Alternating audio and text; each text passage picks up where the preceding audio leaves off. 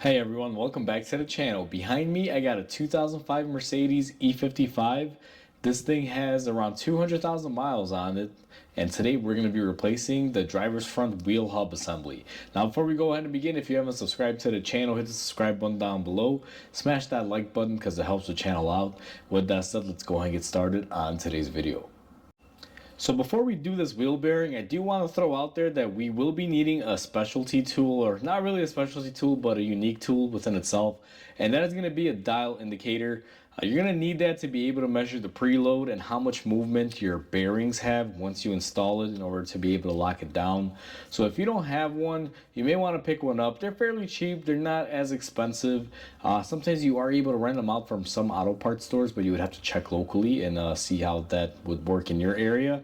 But for the most part, make sure you pick up a dial indicator. Again, you gotta be able to measure the preload and the movement on the bearing.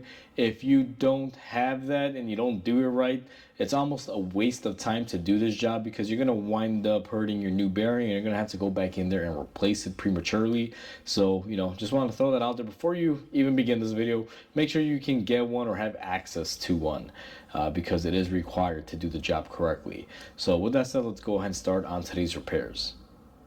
So we have our car raised in the air. That's always the first step. However, you're going to do it whether you have a lift or jack and jack stands. Make sure you go ahead and lift it up, remove the tire that you're going to be working on. Now ours is going to be the driver's side front.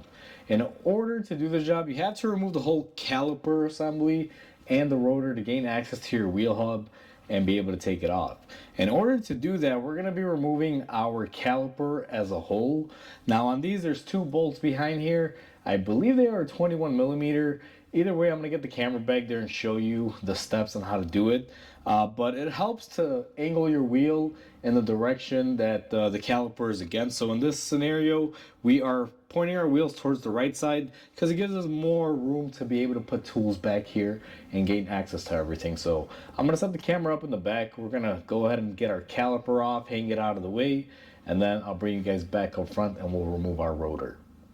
So I have everyone set up, and what we're going to be doing is we're going to be removing our caliper. In order to do so, we're going to have to remove this bolt here, and I believe if I'm feeling around, right up here is the other one. Now I got to stick my head in here, and yep, that's what it looks like. Now we're going to take our 21 millimeter, and sorry about the lighting, it's probably not perfect, but we're going to go ahead and take our bolt off, and be ready because this caliper is heavy. It may have potential to fall. Now ours is staying in there because we didn't take any pressure off the pistons or the pads. So we're gonna go ahead and take off our two bolts right there. Now that's pretty much it for the rear. I'll bring everyone up front and I'll show you how we get it off and hang this out of our way because this thing is massive. It is heavy and it is delicate, so you want to be very careful. But before we do that, there are some things you got to do back here. We have this wire here. You're going to want to disconnect it from this little holder, and then this one here, just to kind of free those up. So let's bring you guys back up front. Now we are looking at the front of our caliper, and this thing is still just hanging in there by the friction of the pads. So I got my caliper hook and I got a flathead screwdriver, and what I'm gonna do here is just depressurize it a little bit. It's really simple. You just kind of put it up here and get the caliper a little loose. Now you don't have to do that, but it helps getting it off. And just like that, ours is coming off in one swoop. And these are aluminum, but they are bulky, so be careful with them. What I'm going to do is hang mine off to the side just like so. Now our rotor is pretty much hanging free, and we do have that play in here. It's very minimal, but you feel it. And the car that can do the speeds this car can and the performance that it can, you want to make sure everything is tight and it's not loose. Now we do have a Torx bolt here that we have to remove to get our rotor off. Let me grab that size and we're going to remove our rotor next. So I believe the Torx bolt is going to be a T30. Now I haven't cracked it loose or anything. Let's see if my gun will do it.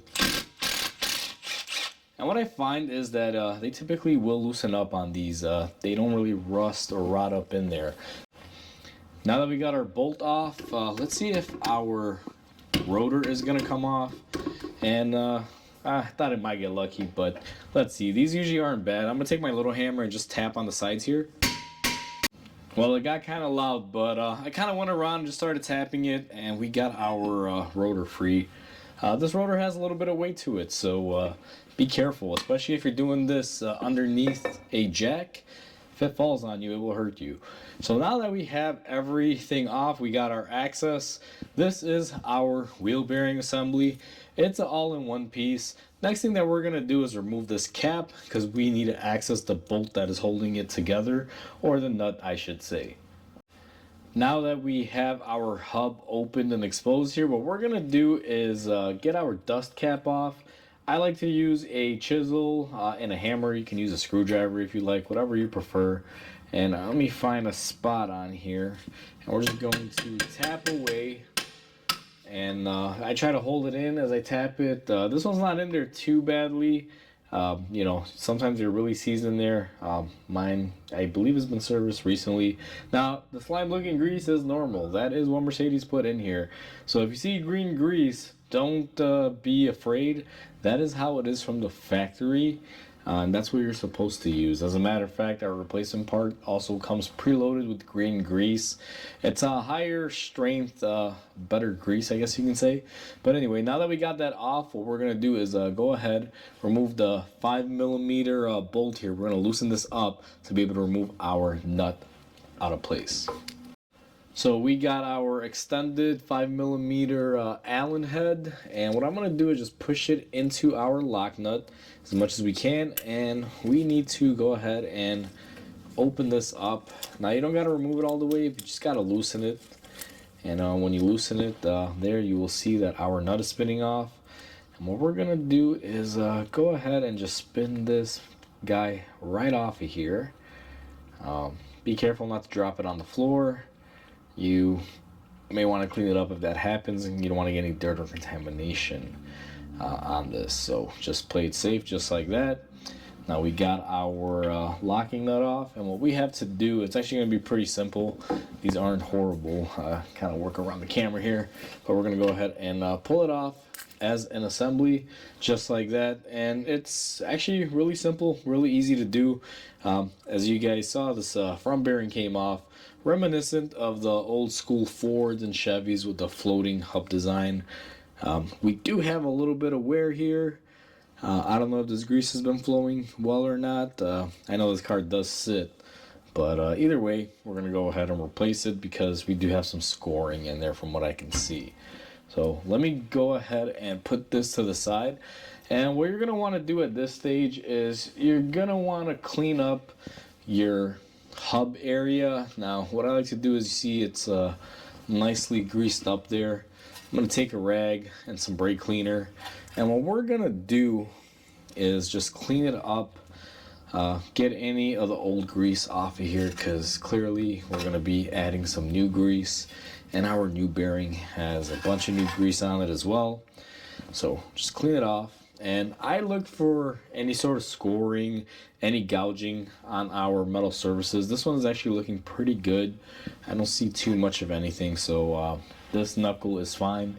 What we're going to do next is grab some green grease, and we're going to smear it onto our knuckle assembly. For your hub assembly, what you're going to want to do is just take your new part. This is what it looks like. It already has the bearing in there sealed up. And then we have our front bearing here. I'm holding it with my thumb. And what we're going to do is just go ahead and slide it on in there just like so. It's pretty straightforward. I mean, this job isn't horrible to say the least. And then what you're going to want to do is take your lock nut, and I like to clean this up a little bit, make sure we don't have any of the old grease on there. And what we're going to do is proceed to go ahead and get this started on here and tighten it up. Now, to set these up, you do have to have a dial indicator gauge, because these bearings, you can't lock them down to zero movement. They got to have just a tiny bit of play. I mean, it's very minute.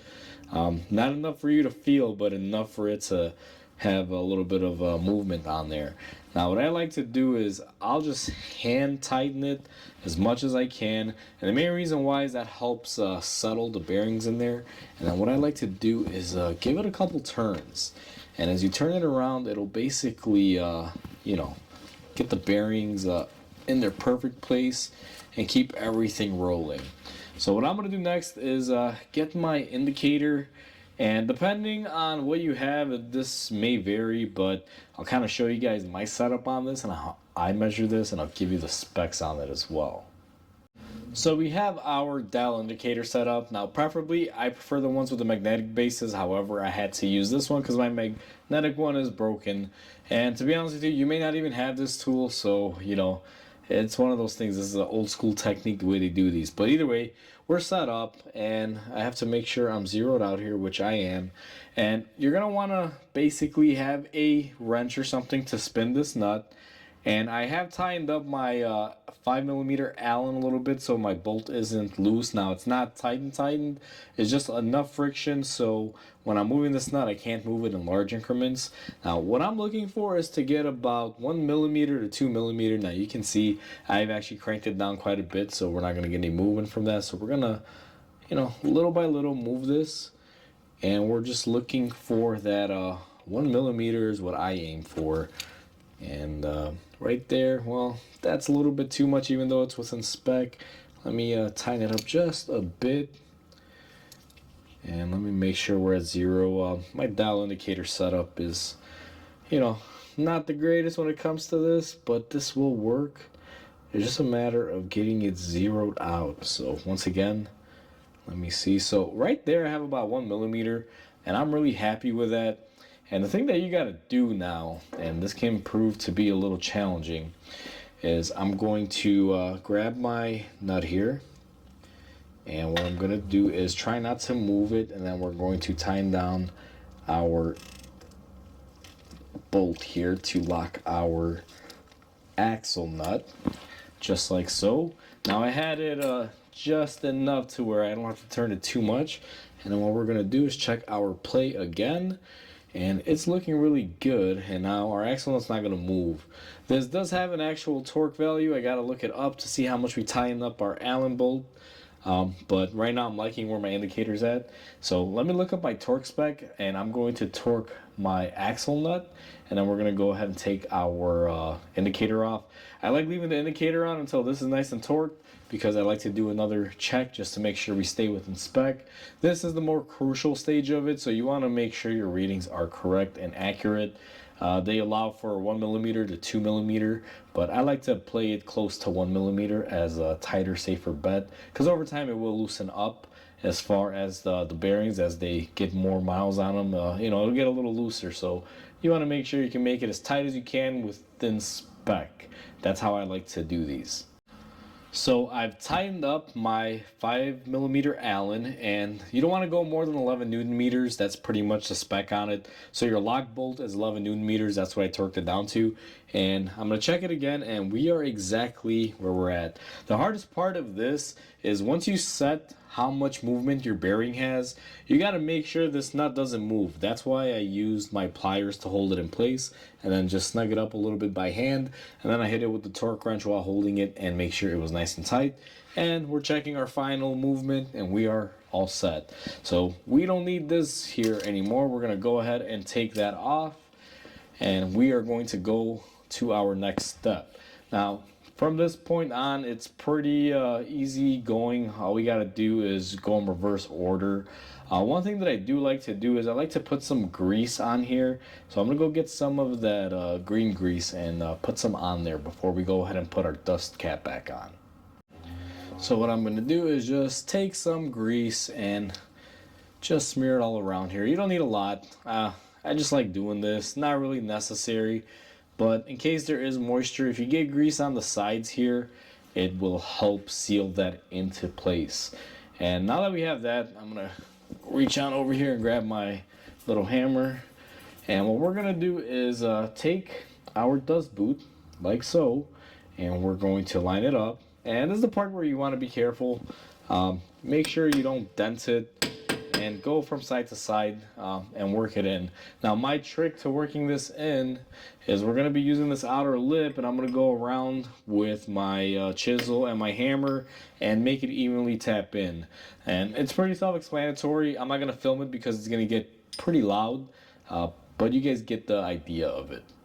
With our dust cap back into place, all we have to do is take our rotor, and we're going to go ahead and put it on here, and we're going to spin it appropriately so we can line it up. Now, I always like using the set screw on these, unless for some reason it's broken, then obviously you can't use it. But when you have a new wheel bearing, you have new threads in there. So what I'm going to do, and you guys can see this can be a little difficult, but just line it up, and we're going to go ahead and tighten our little rotor lock screw in there. With our set screw on our rotor, it is time to go ahead and put our caliper assembly back in.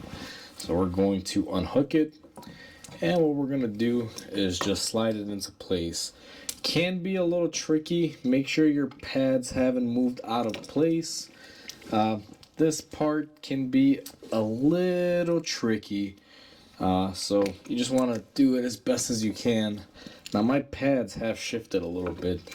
The way these setups are, you kind of have quad pads on this. It's almost 4 brake pads in one. For those of you who have ever worked on AMG vehicles before, you know exactly what I'm fighting. So just like that, we are able to get it in, and I'm gonna go ahead and come around here and put my 21mm bolt that we took off earlier that hold our caliper into place. So there's gonna be 2 of them, and I'm back here. I don't know how well the camera's picking it up, but I always start off by hand tightening them. And what I'm gonna do is I'm gonna use my little gun to run the bolts down, and then I'm going to torque them. I have to look at the torque specs, but I know that these have to be torqued on here. So run them down lightly with our 21mm. And one thing that you don't want to forget, and I'm going to do it now, I know you guys saw me remove them. You have those 2 wires that we removed for the ABS speed sensor and for our brake pad wear life. Make sure you clip those wires back into place behind here. I'm not going to show it again because you guys removed them if you're following this step by step, so you should be familiar with what you have to clip back on. It's very self-explanatory. Now that we have our brakes tightened and torqued, we are pretty much all said and done. As you guys can see, we have our wheel bearing nice and smooth and ready to go in there. And if we do our play test, we don't have any play in it. So we were able to achieve what we needed to do on here. So all we have to do now is put our wheel on, get it tightened and torqued, and we are pretty much all set. So we are all said and done on our wheel bearing. It's a pretty straightforward job. I think the hardest part on it is just getting that preload worked out and measuring it correctly. Make sure your free play isn't excessive. I know on mine it was a little bit of a nuisance because I didn't have my regular dial indicator, the one that I typically like to use. But at the end of the day, we were able to make it work. And you guys get the idea of how to measure it, hopefully.